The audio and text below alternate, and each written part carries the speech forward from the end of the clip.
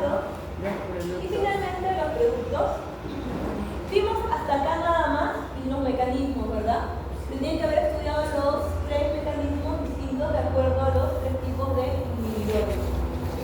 Ahora en esa parte vamos a estudiar los tipos de reacciones que ocurren tanto para la enzima como en el sitio activo.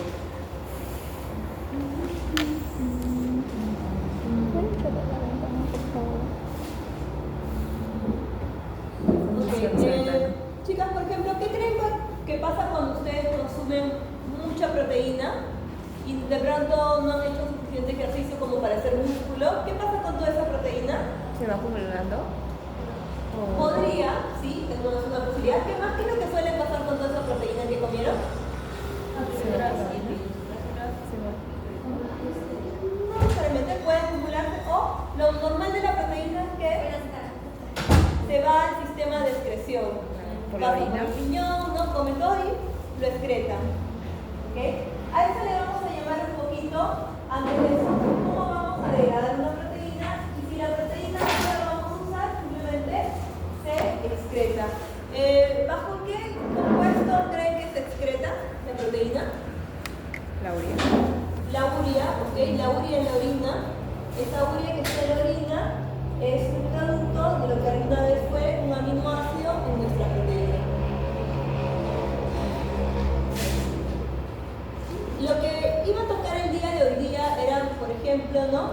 Hacer un poquito solamente la parte puntuales de este tema para que el día de mañana ustedes tuvieran su laboratorio. Otra ¿Qué les vez. contaba? Justamente la concentración y determinación de urea. ¿Ok? Otra vez hidrotual.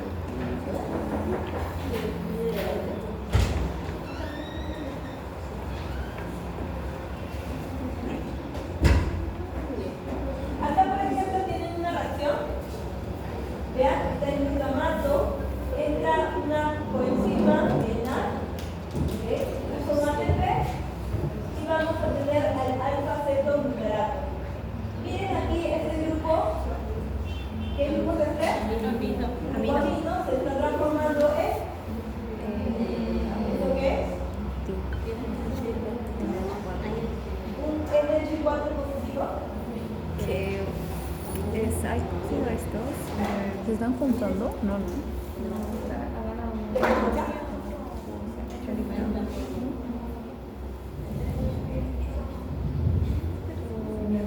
Esta forma de acá, chicas, ¿qué es?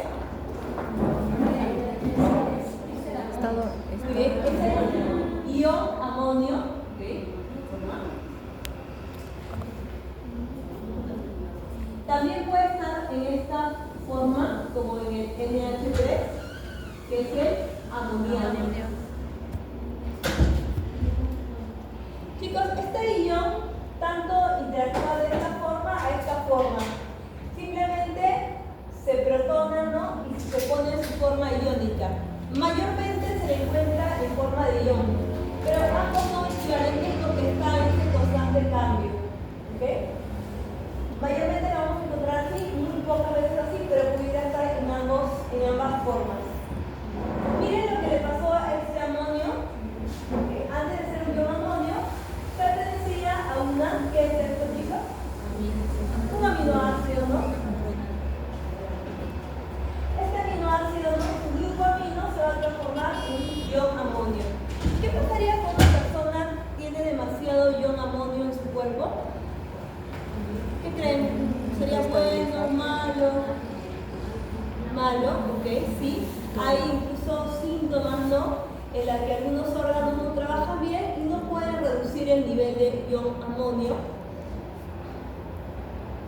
Por ejemplo, en esas personas que consumen demasiado alcohol, ¿no? Y ya han dañado su hígado, ¿no? Sus riñones, entonces ellos tienen elevada concentración de ion amonio y les produce síntomas, ¿no? De intoxicación en su cuerpo.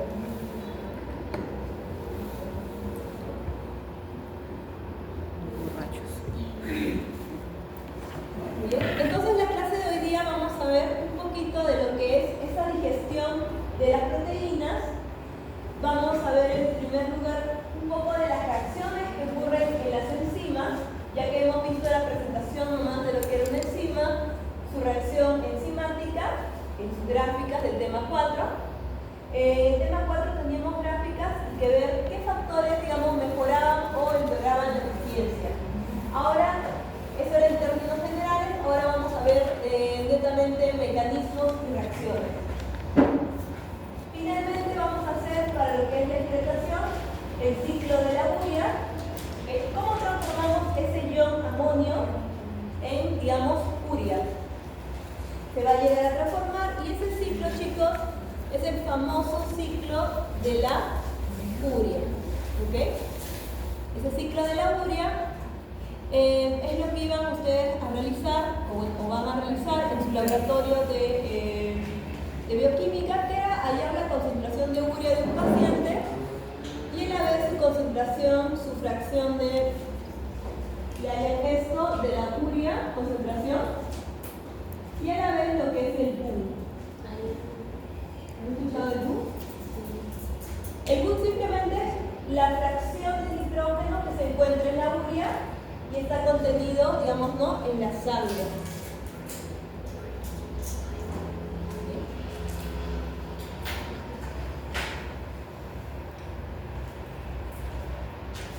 Bien, van a ver su videíto motivador.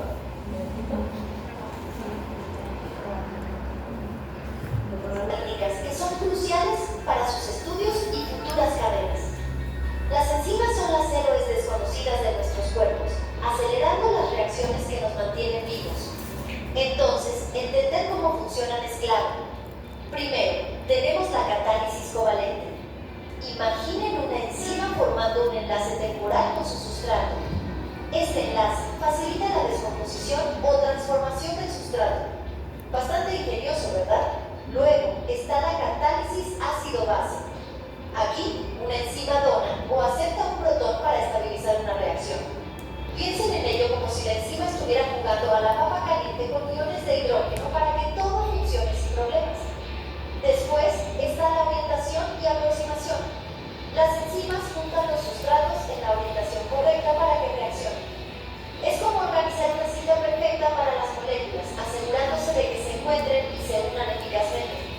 Por último, tenemos la catálisis por iones metálicos. Algunas enzimas usan iones metálicos como el zinc o el magnesio para ayudar en las reacciones. Estos iones metálicos pueden estabilizar cargas o ayudar en la formación de enlaces. Es como tener un compañero fiel que se asegura de que todo salga según lo planeado. Ahora, ¿por qué debería importarles a ustedes como estudiantes de salud estos mecanismos? Ya sea que estén estudiando medicina humana, veterinaria, odontología o enfermería, las enzimas juegan un papel fundamental en el diagnóstico de enfermedades, el desarrollo de tratamientos y la comprensión de las funciones corporales. Conocer estas estrategias catalíticas no solo les ayudará a aprobar sus exámenes, sino que también los convertirá en mejores profesionales de la salud. Así que, tengan en cuenta estas estrategias a medida que continúan su camino. Son más que simples conceptos de libros de texto, son la base de la ciencia que salva vidas. Manténganse curiosos y sigan aprendiendo. Nos vemos luego.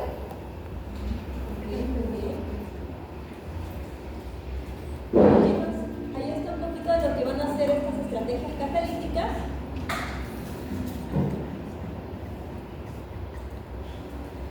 Esto es lo que vamos a ver. Primero las estrategias, luego unas cuantas reacciones y vamos a cerrar todo el tema con el ciclo de la urea o ciclo de la omitina.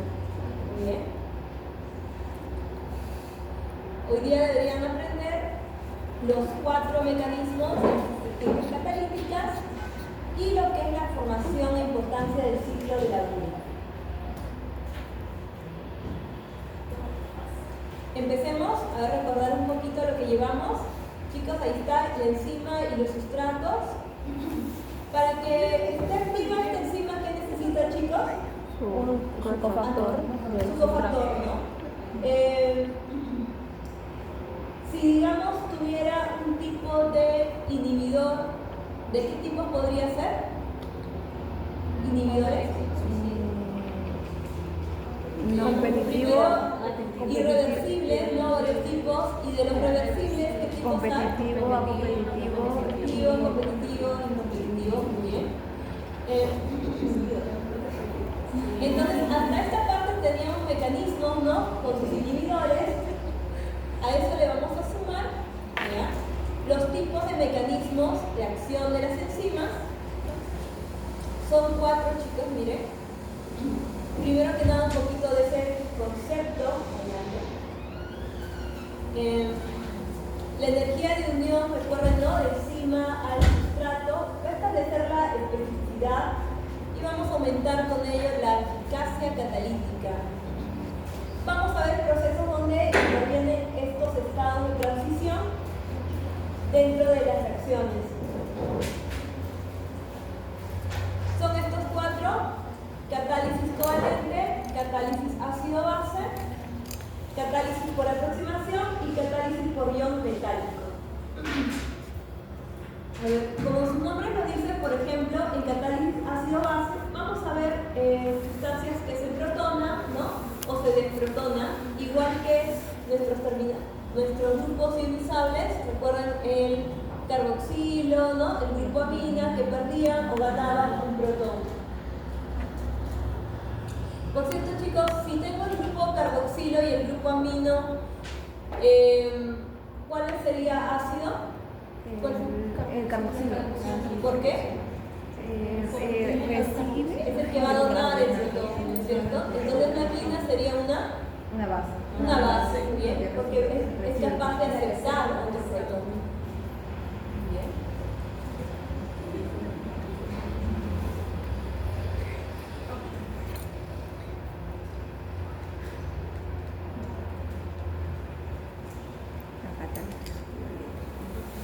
En esta primera parte vamos a ver un poquito al centro activo de la enzima, porque ahí vamos a tener, recuerden que si es una enzima, está lleno de aminoácidos, ¿no es cierto? La parte activa debe tener como, digamos, ¿no? La región donde están los enlaces sobresaliendo de los aminoácidos. Ese grupo puede tener, digamos, ¿no? En esas cadenas laterales, tantos grupos que son nucleofílicos, ¿no? Esa preferencia por buscar núcleos, o electrofílicos, y van a poder formar allí enlaces covalentes. Para eso vamos a formar un intermediario.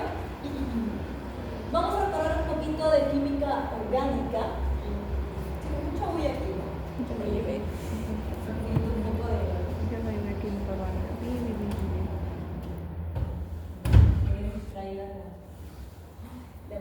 Ok.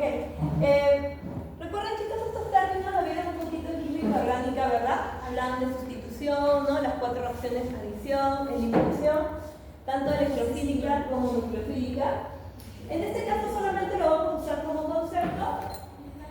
Tenemos para nucleofílico, ¿no? Aquel que está buscando justamente algo similar, ¿no? A un núcleo. Son reactivos que van a tener, digamos, ¿no?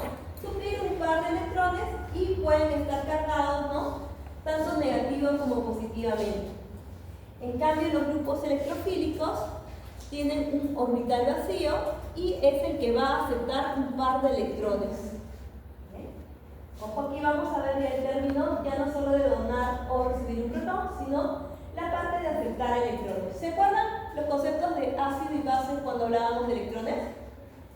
Si, por ejemplo, el ácido era capaz de donar un protón, a su vez sería capaz de recibir electrones, ¿no es cierto? Es el contrario. Y los que son bases, es capaz de aceptar un protón, pero donar, digamos, ¿no? Exacto. Bien. Aquí está, por ejemplo, su estómago, ¿no? De ustedes ahí, ¿no? Aquí en esta parte vamos a tener a lo que es la quiliotripsina. Vean, esto sería la enzima que ustedes conocen, esto sería su parte, su región activa. Y acá vamos a ver un poquito de, primero, cómo activamos una enzima. Por ejemplo, vimos la clase pasada a la pepsina en el estómago. Y esa pepsina, antes de estar activa, tenía una fórmula activa que le llaman el zimógeno, ¿ok?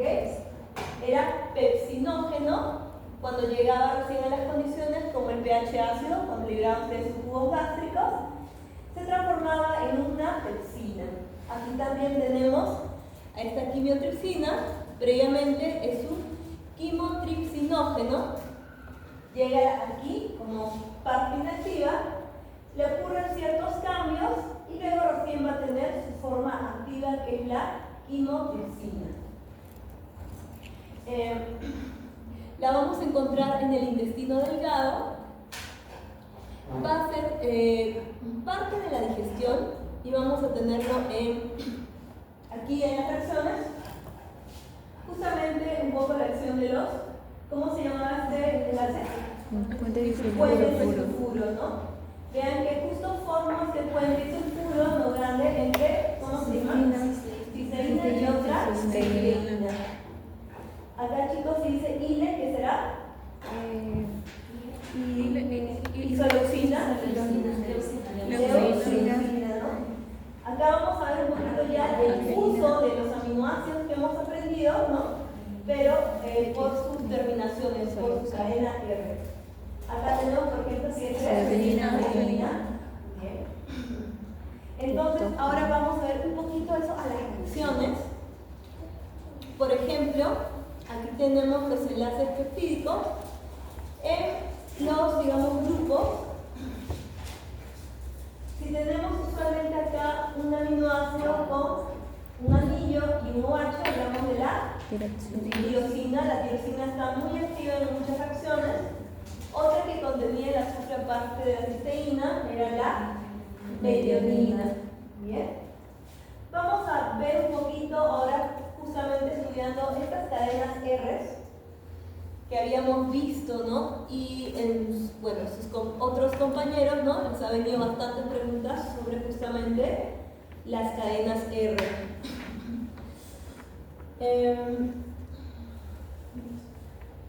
Muy bien. Teníamos entonces en esos grupos R, en este caso son aromáticos.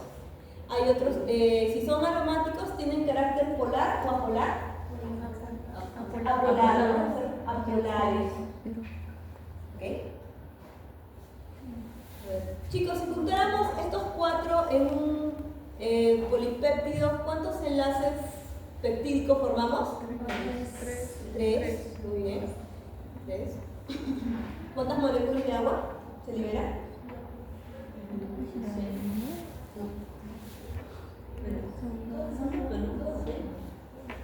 Se forman tres enlaces peptídicos. ¿Cuántas moléculas de agua?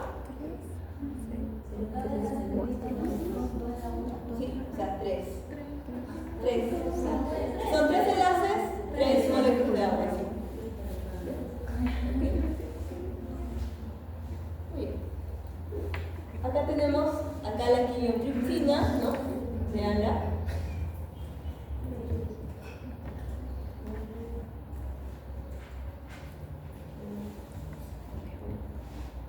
Por ejemplo, ¿no? Aquí tengo ¿cuántos enlaces peptídicos aquí ven? Perdón, no sé.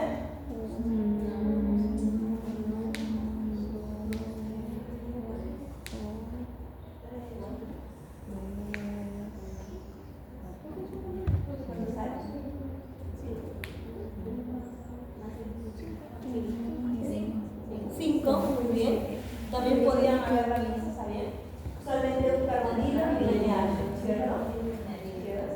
Un carbonilo y un NH. Muy bien. Entonces, acá va a romper, digamos, ¿no? En ciertas secciones. Por ejemplo, si le pidieran aquí poner el nombre, ¿cómo le pondrían el nombre? Desde amino terminal a carboxilo terminal. ¿Cuál sería el nombre? Está aquí, ¿no? Le pones un guión, ¿no? Nada más.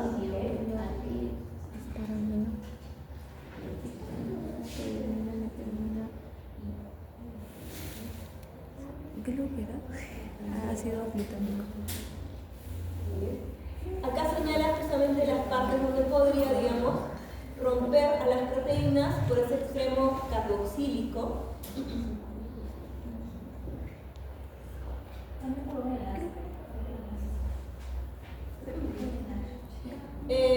No exactamente el enlace, este es el enlace peptídico. Aquí, antes del acá, Aquí va a volver, antes de esto. Y donde va a ser la reacción.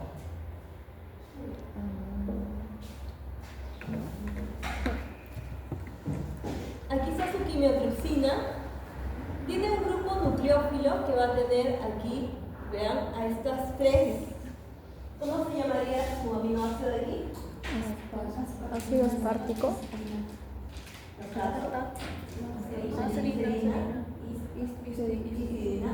Bueno, imagínense ahí. ¿Ese no es ácido aspartico? Esta triada le llaman A mí se le dice triada, aspartato. 1, 2, 3. Va a ser estas tres separadas pero juntas, ¿no? En esa disposición 3D, va a ser el grupo nucleofílico. ¿Okay? Nucleofílico. Profesor, ¿cómo se llamaba el de El aspartato. aspartato? ¿Qué tipo de estructura secundaria sería esta? ¿No era ácido aspartico? Ácido aspartico. Los rizomes. La alfa hélice, ¿no? Está vista desde otra postura. ¿Y esta de acá? No, Hoja plegable. esta sería una lámina doblada. Esta de acá, El giro sí, el bueno. giro, el giro. Muy bien. ¿Recuerdan qué tipo de aminoácidos eran comunes en los giros? La prolina. Prolina y Prolina, muy bien. Lisina. Por ejemplo, si esas no son adecuadas para la alfa hélice, quizás recuerdan por qué esas no son adecuadas. porque creaba ramificaciones. No, estas no eran ramificaciones. Las del grupo de las hojas betas, esas hacían ramificaciones. Pero estas desestabilizaban un poco ciertos enlaces y no permitían el giro. Vamos aquí, ahí está su triada catalítica. Vean, ¿no? Ahí están las tres. Estas se estabilizan, digamos, están estabilizadas en esta composición, todos están fijas, por eso que son los puentes hidrógenos. ¿Ok? Entonces,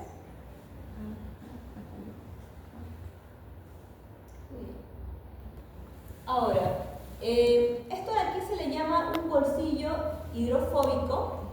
Si es hidrofóbico, ¿será polar a polar? Apolar. Apolar, bien. Partimos de que tiene naturaleza más apolar. Y aquí se van a acomodar estas cadenas laterales de la fenilalanina, ¿no? Y el triptófano. Vean cómo, ¿recuerdan cómo se llama el lugar donde se da la reacción en una enzima? El sitio El sitio activo, ¿no? El sitio activo. Como todo en enzima es proteína, acá va a tener ciertos aminoácidos, ¿no? En cierto orden, que nos van a presentar justamente sus cadenas laterales R, para que unidos nos van a dar características. Por ejemplo, ¿no? En este bolsillo hidrofóbico tenemos esto, ¿cómo se llama? Es un anillo, ¿no? Un anillo aromático que es apolar. Y hasta de aquí vamos a empezar, digamos, ¿no? Lo que es cuando solo tenemos la unión, el complejo, enzima-sustrato. ¿Okay? Va a pasar ahí un par de estados de transición. El primero vamos a tener lo que es, acá vean la unión de estas partes, es un polipéptido, ¿no? Este carbonilo de aquí se va a unir con este oxígeno. Vean que para que él se una, aquí, por ejemplo, mi serina va a perder este enlace que tenía aquí el H, este enlace, para poder dar este par de electrones, ¿no? Y formar su enlace con el carbono. ¿Ven que el carbono también da? Esto es un enlace de qué tipo. Si comparten electrones, enlace covalente, enlace covalente, ¿ok? Forman ellos dos un enlace, pierde acá, el protón se va, ¿ok? Y tenemos aquí a esta separada y esta da el primer estado de transición, que es el intermediario, ¿ok? Le llaman acil-E porque usualmente cuando hablemos de acilos vamos a hablar cuando tenemos dos carbonos. Esta molécula de aquí va a formar un intermediario de dos carbonos.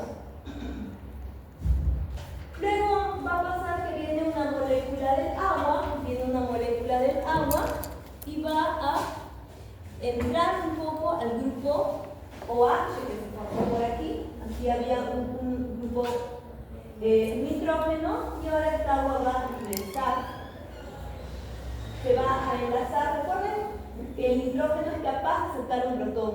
En este caso va a aceptar esta H, el protón del agua, va a quedarse con el protón y ese OH va a subir a este carbono. Sube. Y aquí ya tenemos que el agua ha transferido el protón a la acidina y el hidroxilo al sustrato. ¿Bien? ¿Sí? Ahora vamos a generar a la enzima libre. Bueno, simplemente libera este producto, ¿no? Y la enzima tiene que quedarse como estaba al inicio. ¿Okay? Estas son las partes de lo que es una catálisis covalente, más que todo regida por un enlace covalente y formando este bolsillo hidrofóbico.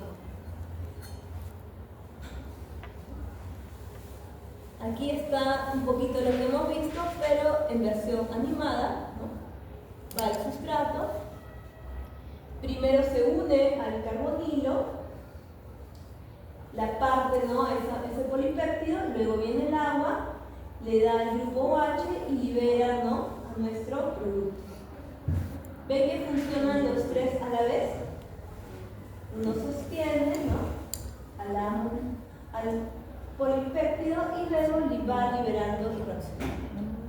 Es un mecanismo de acción, en este caso, como ejemplo, a la quimiotripsina. Recuerden que el lugar donde se da la reacción para toda esta enzima, ¿no? Justamente en esta triada se llama el sitio activo, ¿no? Aquí recibe el sustrato, por ejemplo, el primer estado la parte, el segundo estado viene el agua, ¿no? Le añade este hidroxilo, la libera, ¿ok? Y mi enzima debe quedar en la misma disposición, orientación, ¿no? 3D que al inicio. Recuerden que la enzima puede estar dentro de la reacción, modificarse momentáneamente, pero tiene que al final de toda la reacción regresar a su estado original, ¿no?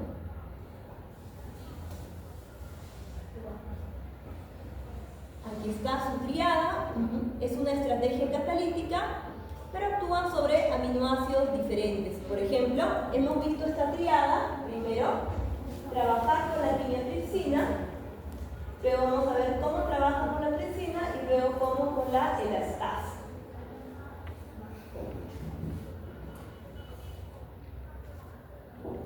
Aquí están sus tres estrategias, vean, ¿no? Viene el mismo bolsillo hidrofóbico, ¿ok? Acá, este es para la quimiotripsina, va por el lado, ¿no? Más apolar. En cambio, a la tripsina va un poquito, ¿no? Por su lado también, esta cadena que es más apolar. Y luego tenemos a la elastasa,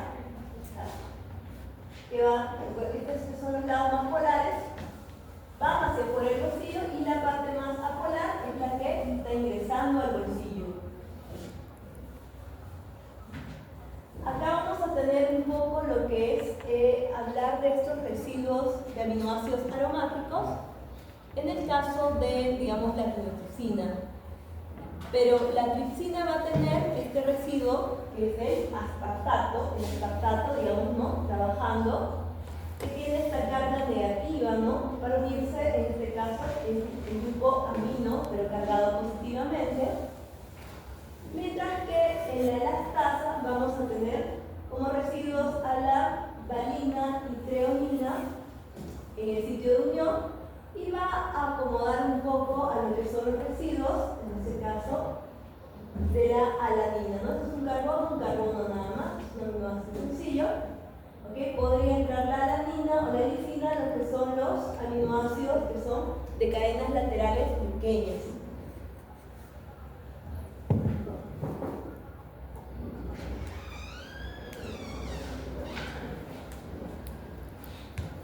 Muy bien. Entonces, chicas, hasta acá, chicos, ahora sí. Hasta acá tenemos a lo que era, digamos, este mecanismo para los bolsillos, ¿no? Aquí hemos visto bolsillos hidrofóbicos, ¿no? Con diferentes tipos de productos. Bien. Esto fue catálisis covalente. Bien. Recuerden, por favor, los 4 nombres que vamos a ver el día de hoy. De ahí les paso un video. Hay un video bonito de estos 4.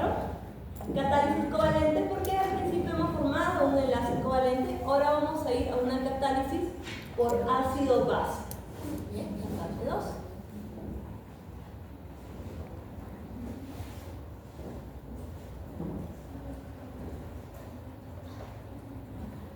Primero recordar que era un ácido, ¿no?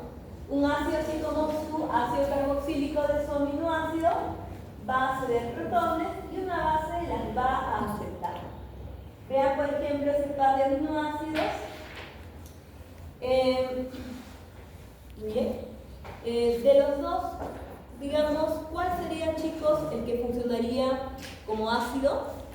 ¿O qué región de esos aminoácidos que tengan la característica ácida? La primera es la serina. La cisteína. Cisteína. Perdón, la serina. Ok, venga la cisteína. Por ejemplo, chicos, aquí este ácido carboxílico tiene carácter ácido, ¿no es cierto? Ácido, es el grupo funcional. Este lado de aquí, ¿qué tendrá? Característica ácida. Esto de aquí, básica, esto es básico. Okay. Pero si vamos por la cisteína, tenemos aquí una característica ácido, otra básico, se anula. Y esto de aquí Es un radical. característica ácida. Okay. Recuerden que estos y estos pueden, digamos, no contrariar, pero su cadena R es la que va, digamos, mandar esta característica como un ácido. Un ácido por excelencia sería el ácido clorhídrico, ¿no? Por ejemplo, el que es muy capaz de soltar o donar su protón. El agua puede funcionar tanto como ácido o base, ¿no? De acuerdo con qué reacciona. Y este sería el ácido, ¿no? Que después de reaccionar se forma en una base. ¿Ok? Recuerden a los pares conjugados, si el agua acá trabajó como base, se va a convertir en un ácido. Entonces, ¿cuál sería el más ácido? Allí, el que es más capaz de liberar el protón, en este caso el oxígeno, tanto el oxígeno como el azúcar son ambos, tienen su característica de donar su protón. Esta cadena R es la que va a mandar, digamos, ¿no? ¿Cuál es el que va a tener más características? Por ejemplo, acá hay varios, digamos, ¿no? Dadores de protones. Vean, ahí está entre el, digamos, ¿no? Más clásico, el ácido carboxílico, la forma base. Tendríamos los que presentan glutamato aspartato, los que tendrían la lisina arginina si tienen el NH, ¿no? En este estado, digamos, ¿no? Dado, con su parte extra. Tendríamos a la cisteína, ¿no? Más abajo, que tiene el SH. Luego vamos a tener aquí ¿se acuerdan cómo se llamaba cuando teníamos el anillo diazol? Okay. Luego la serina que tiene su H va yendo por de más a menos característica, ¿no? Ácida, y la tirosina que tiene su OH, ¿no? Todos ellos que son capaces de donar un protón van a estar allí en su forma básica, digamos. ¿Okay? Volvemos a ver esa misma quimiotripsina y va, digamos, a actuar como un catalizador básico, en este caso, de esta triada a la. ¿Okay? Entonces va a aumentar en este caso el poder nucleofílico de esta pieza, pero esta es la que va a aumentar esa característica de poder, digamos, ¿no? Esa, digamos, preferencia por los núcleos. Muy bien. Vamos a hacerla reaccionar con una anhidrasa carbónica, que es esa molécula de aquí, ¿ok? Está encima, ¿no?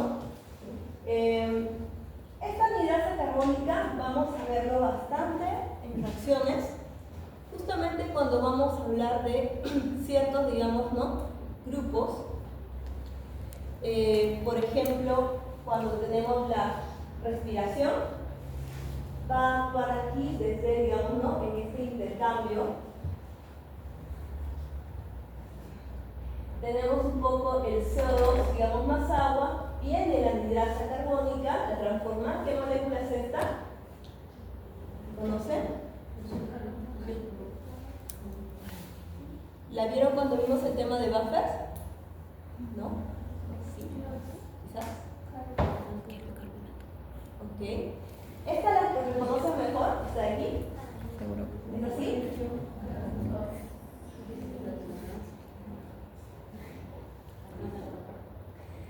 ¿Recuerdan cuando hablamos de los buffers de bicarbonato?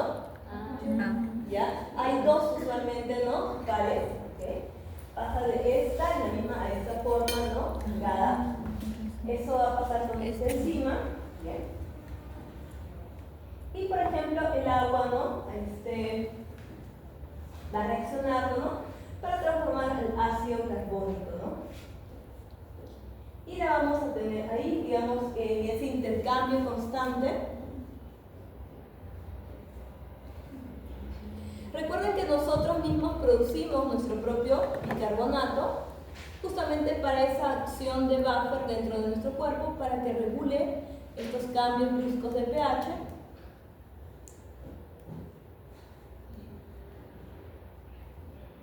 Ok, chicos, antes de iniciar esta parte de aquí del mecanismo de esta anhidrasa carbónica,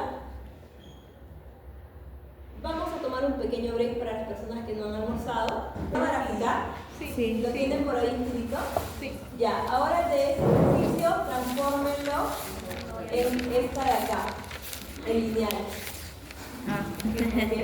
Ese era Este mismo ejercicio, ¿no? Una vez que hicieron la gráfica de infelizmente, transfórmenlo a lineal. ¿Cómo? Háganlo por favor en su cuaderno.